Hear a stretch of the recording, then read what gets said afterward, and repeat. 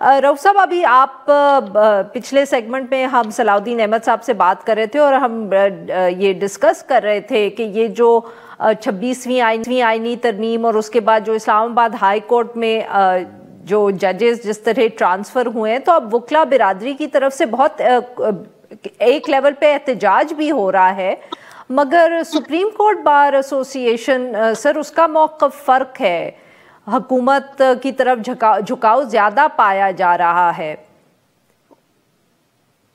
बिस्मिल्लाहिर्रहमानिर्रहीम। मेरा ख्याल आपकी बात में वजनी है। हम हुकूमत के नुमाइंदे नहीं है, हम वकला के नुमाइंदे हैं। सुप्रीम कोर्ट बार एसोसिएशन एक इंडिपेंडेंट एसोसिएशन है।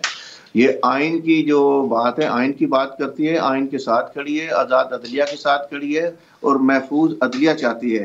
देखिए, जो जजेस की ट्रांसफ़र हुई है, मैं इसलिए इसको अप्रिशिएट करूँगा कि आइन का आर्टिकल 200 जो है वो दस्तूर के ताबे रह के सदर पाकिस्तान को ये इजाज़त देता है कि वो एक हाई कोर्ट से दूसरी हाई कोर्ट में किसी बजुज़ रजामंदी उस जज के उसको तबादला कर सकते हैं। लेकिन तबादला करने के लिए उनको चीफ जस्टिस ऑफ पाकिस्तान से मुशावरत और जो रेलिवेंट कोर्ट्स हैं उनके चीफ जस्टिस से मुशावरत करना इंतहाई ज़रूरी है।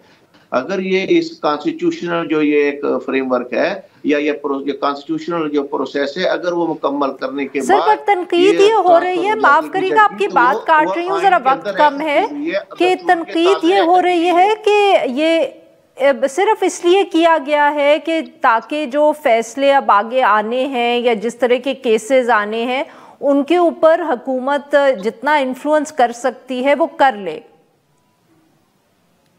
ये देखिए, ये एक आपके तहफ़्फ़ुज़ात हैं, ख़दशात का इज़हार कर रही हैं कि अभी तक यहाँ हमारे यहाँ एक लोकल मिसाल है कि किसी गांव में किसी ने इतला कर दी कि पानी आ गया, सब गांव वालों ने कपड़े उतार लिए, बाद में पानी भी नहीं आया और उनके भी कपड़े उतर गए। तो ऐसी बात आने वाला वक्त ही बताएगा। तो मेरा ख्याल नहीं इस तरह की बात होगी। ये इनका जब इनकी ट्रांसफ़र हुई है, कॉम्पिटेंट जज हैं, चूँकि पाकिस्तान जो है वो एक वफाकी जमहूरिया है और इस वफाक में सारे सूबों का इस्लामाबाद हाई कोर्ट में हिस्सा है, तो उनको उनकी नुमाइंदगी मिली है, एक बड़ा अच्छा गुलदस्ता तश्कील पाया गया है। तो ये मिलजुल कर और ये बेस्ट ऑफ द बेस्ट जो जजेस यहाँ पे आए गए हैं, तो इसमें मेरे ख्याल बदनीति को ढूंढना नहीं चाहिए हमें। बिल्कुल सही।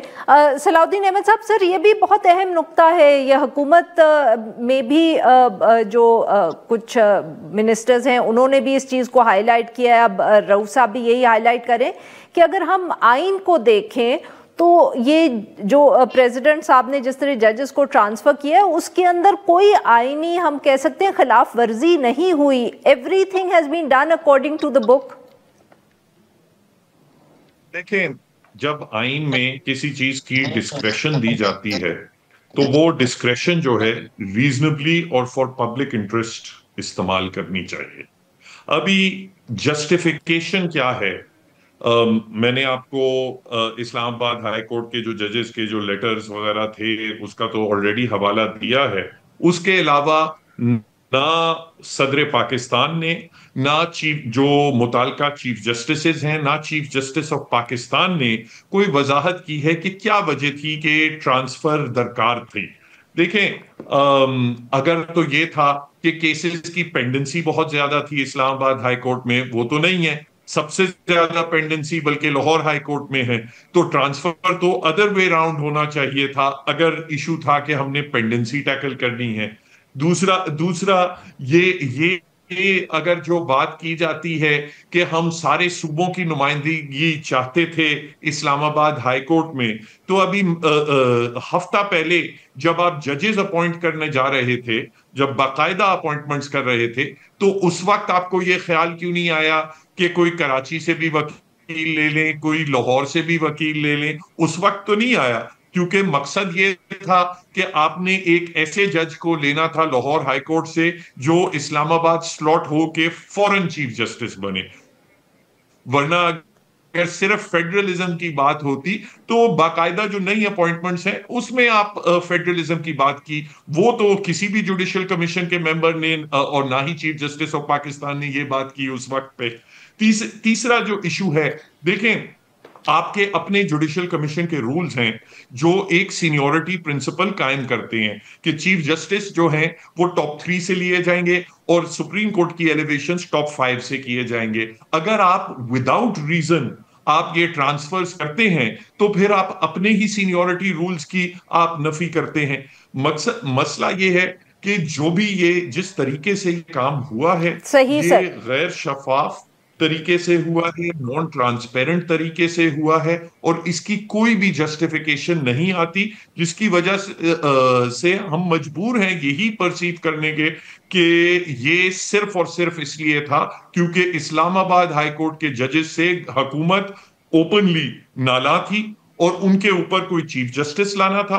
और इसी कॉन्टेक्स्ट में अगर आपको याद हो कि चीफ जस्टिस साहब ने पहले जब ये सुओ मोटो केस चल रहा था इस्लामाबाद हाईकोर्ट के जजेस के लेटर के ऊपर, उसमें तमाम हाईकोर्ट से पूछा गया कि आपके साथ भी इंटेलिजेंस एजेंसीज की इन्वॉल्वमेंट रहती है, तो सब हाईकोर्ट्स ने इंडोर्स किया कि जी हाँ हमारे यहाँ इंटरफेरेंस होती है। उसके बावजूद चीफ जस्टिस साहब ने ये कहा कि ये मामला हम उनकी जो अपना नोट था उन्होंने कहा ये हम सुओ मोटो में नहीं लेना चाहिए, ये हम सुप्रीम जुडिशियल काउंसिल के प्लेटफॉर्म से टेक अप करेंगे।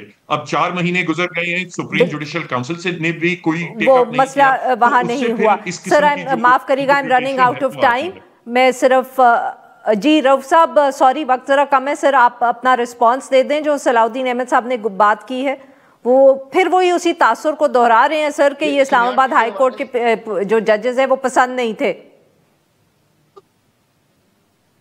सीनियरिटी के हवाले से मैं बात करूंगा कि जो उनका फरमाना था वो सीनियरिटी जो थी वो एलिवेशन जो फ्रेश होगी उसके सीनियरिटी के रूल जो है उस उनके तय करने के मुतलका थी।